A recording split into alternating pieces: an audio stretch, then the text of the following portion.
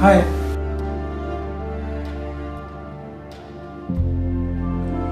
Panic ആവണ്ട, don't panic, sit.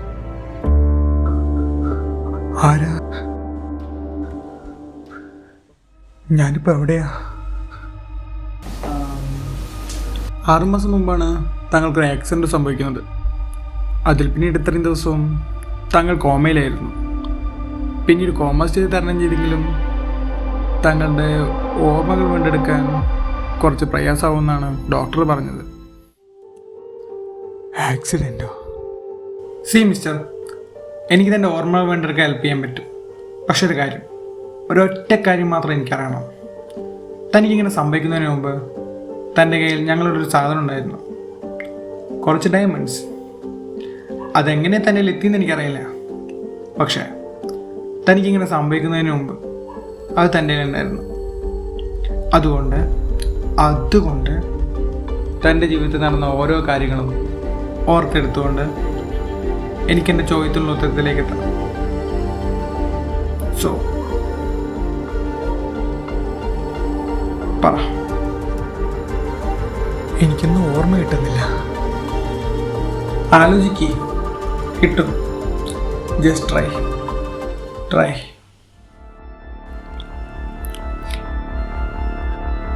വളരെ ചെറിയൊരു കുടുംബത്തിലാണ് ഞാൻ ജനിച്ചത്. അച്ഛൻ, അമ്മ, പിന്നെ ഞാൻ. സാമ്പത്തികമായിട്ട് ഒരുപാട് ബുദ്ധിമുട്ടുണ്ടായിരുന്നു. ഞാൻ 10ാം ക്ലാസ്സിൽ പഠിക്കുന്ന സമയത്താണ് ഒരു പ്രശ്നം കാരണം അച്ഛനൊരു ജോലി നഷ്ടമാവുന്നത്. പിന്നീട് മദ്രാസിലൊരു ജോലി ശരിപ്പെടുത്താൻ വേണ്ടി റെയിൽവേ സ്റ്റേഷനിലേക്ക് പോകുന്നത്.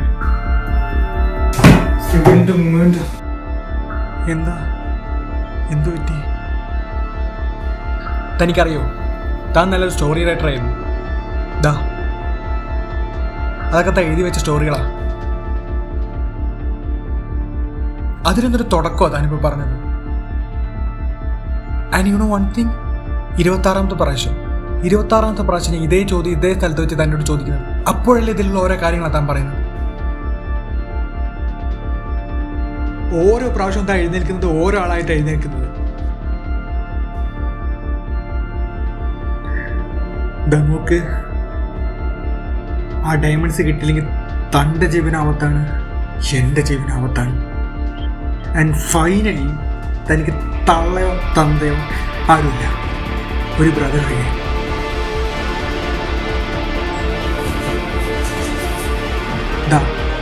നിങ്ങളുടെ ഫോട്ടോ.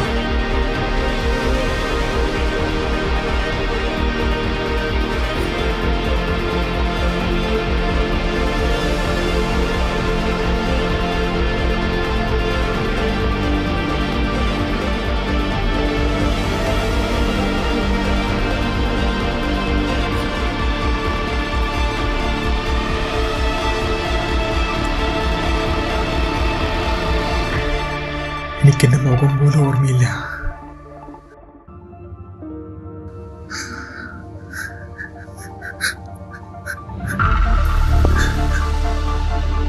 എനിക്ക് എൻ്റെ പാസ്റ്റിനെ കുറിച്ച് ഇതിൽ കൂടെ പറഞ്ഞു തരാൻ പറ്റില്ല. കാരണം ഇനിയും ഞാൻ പറഞ്ഞു തന്നാൽ ഞാൻ വീണ്ടും കഥ വന്നു. എനിക്ക് എൻ്റെ എല്ലാ ഓർമ്മകളും വേണമെന്നില്ല. എനിക്ക് വേണ്ടത് മാത്രം എന്നെക്കൂടെ പറ്റും. സമയം കളയാനില്ല. പറയും. ഞങ്ങൾക്ക് 7 വയസ്സ് വരെ ഒരു ഓർഫനേജിലാണ് ജീവിച്ചിരുന്നത്. എനിക്ക് ഈ ലോകത്ത് സ്വന്തം എന്ന് പറയാൻ മാത്രം ഉണ്ടായിരുന്നു. ജനിക്കുന്നതിന് മുമ്പ് അപ്പം പോയി, പെറ്റിട്ടിപ്പോൾ അമ്മയും. പിന്നീട് വകയിലൊരു അമ്മാവനാ ഞങ്ങളെ ബോംബെയിലേക്ക് കൊണ്ടുപോയത്. ഭയങ്കര സ്നേഹമായിരുന്നു അമ്മാവന്. എനിക്കും അവനും ആകെയുള്ള സാമ്യം എന്ന് പറയുന്നത് ഈ മുഖച്ചായി മാത്രമാണ്. വലുതാവും തോറും അവൻ തെറ്റുകളിൽ നിന്ന് തെറ്റുകളിലേക്ക് പോകാൻ തുടങ്ങി. മയക്കുമരുന്നും സ്മഗ്ലിങ്ങും ഒക്കെ ചെയ്യാൻ തുടങ്ങി. ഒരു ദിവസം അമ്മാവനെ നിറഞ്ഞ് അവൻ ചോദ്യം ചെയ്തു. ഇത്രയും കാലം അവനെ നോക്കിയത് അയാളെന്ന് പോലും ഓർക്കാതെ അവനയാൾ റെയിൽവേ ട്രാക്കിലേക്ക് തള്ളിയിട്ടു.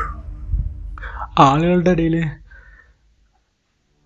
അതൊരു ആത്മഹത്യയാക്കി മാറ്റി. പക്ഷെ ഞാൻ കണ്ടു. അതാരോട് പറയാനുള്ള ധൈര്യം എനിക്കുണ്ടായില്ല. പിന്നീട് ഞാൻ അവനെ കണ്ടിട്ടേ ഇല്ല. കുറേ വർഷങ്ങൾക്ക് ശേഷം എൻ്റെ ജീവിതത്തിലൊരു പെൺകുട്ടി കടന്നു വന്നു, ദിവ്യ. അവളും എന്നെപ്പോലെ ഒരു ഓർഫണേജിലാണ് ജീവിച്ചിരുന്നത്. ജന്മന സംസാരശേഷിയില്ലായിരുന്നു. ഇന്നേ വരെ എനിക്ക് ലോകത്ത് ആരും തരാത്ത സ്നേഹം അവൾ എനിക്ക് തന്നു. ഒരുപാട് ഇഷ്ടമായിരുന്നു അവളെനിക്ക്.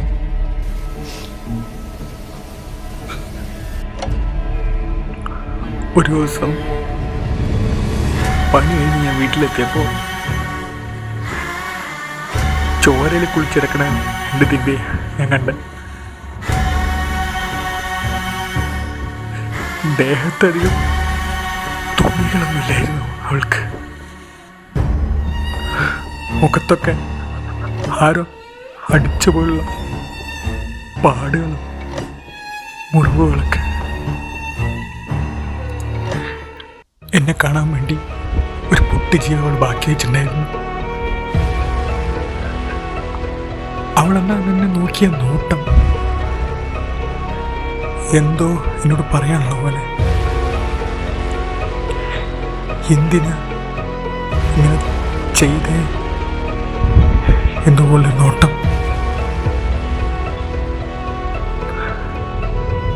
അന്ന് അവളും പോയി. ഈ ലോകത്ത് എനിക്കുണ്ടായിരുന്ന എല്ലാം എനിക്ക് പോയി. അന്ന് ഞാൻ അവളുടെ കയ്യിൽ ഒരു സാധനം കണ്ടു. നിങ്ങൾ പറഞ്ഞ ആ ഡയമണ്ട്സ്. പക്ഷെ ഇപ്പോൾ എനിക്ക് മനസ്സിലായി ആ ഡയമണ്ട്സ് ആരുടെയാണെന്നും നീ ആരാണെന്നും.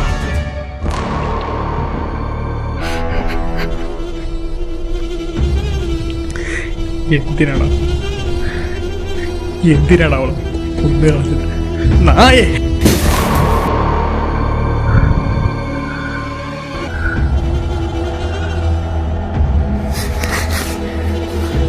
എന്നെ കാണാൻ വേണ്ടാ ഞാൻ നാളെ വന്നത്.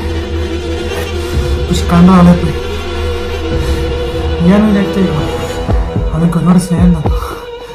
അതുകൊണ്ടല്ലേ ഞാൻ അവിടെ ഒരുപാട് കുതിച്ചു. കൊല്ലാൻ വേണ്ടി ചെയ്തെന്നല്ലടാ. പക്ഷെ അന്നത്തെ സ്ഥാനത്തിൻ്റെ പുറത്ത് പക്ഷെ ഡോസ് കൊടുപ്പോയി. എന്തൊക്കെ ചെയ്തിട്ടും അവൾ നിലവിളിച്ച് ഒട്ടും കരഞ്ഞില്ല. അവളല്ല മനസ്സിലായത് ഊമയായിരുന്നെന്ന്. താൻ ഈ ലോകത്തെ ഏറ്റവും കൂടുതൽ സ്നേഹിക്കുന്ന ആളെന്നെ അവൾ എന്തിനങ്ങനെ ചെയ്യുന്നതായിരിക്കണം. ചാവാൻ നേരത്തെ അവൾ വിചാരിച്ചിട്ടുണ്ടായിരുന്നു ആശത്തിന് അന്ന് വേറൊരു പാർട്ടി കൊടുക്കാനുള്ള ഡയമണ്ട്സ് അവളുടെ അതിലേക്ക് പോയി.